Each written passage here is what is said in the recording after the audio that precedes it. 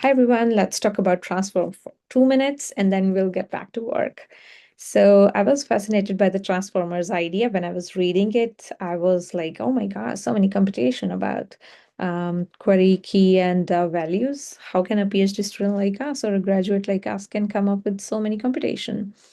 After research, I saw that, okay, there is a research going on in key, query, and value notion since 1970, and Facebook and Turing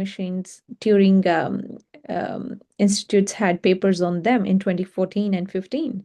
So this attention model was extension to their work by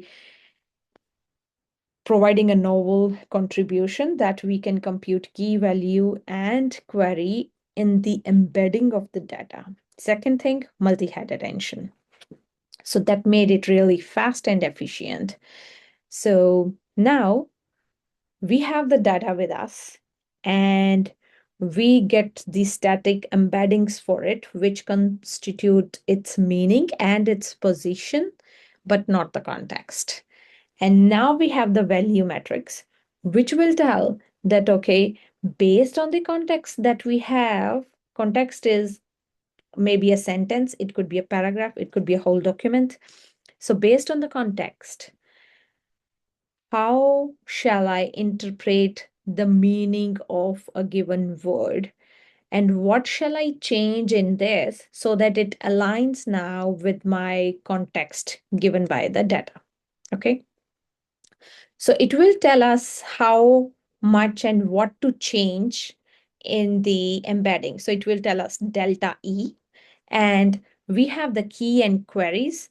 And key and queries are like they will bring the embeddings to a low dimensional space, which is key query space. And how they bring is that query is we can think of it as question, like each word of the sentence will have its question, like what shall I interpret from this? Are there any adjectives around me? Are there any nouns around me? And then it will ask all those questions to the all the other words in that data, input data. And then input data will answer, and those are the answers with key. And then we will project key and query for that word to see that, okay, who are giving me more attention. Like if I am saying that this is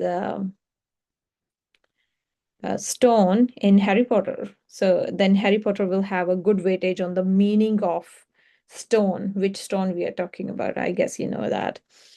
So then those are the keys and queries. So that's how that attention computes key and queries projection to get the answers that they want. And we have the value metrics to tell us the change in the vector so that we can transform our meaning according to the context and can basically relate to the next word in the sentence or maybe to the other things. And that's a whole crux of attention, three main ingredients of attention. And now, then we have multi-head attention. How do we do that? We'll talk about it in next video. And then, ba ba ba, time to work.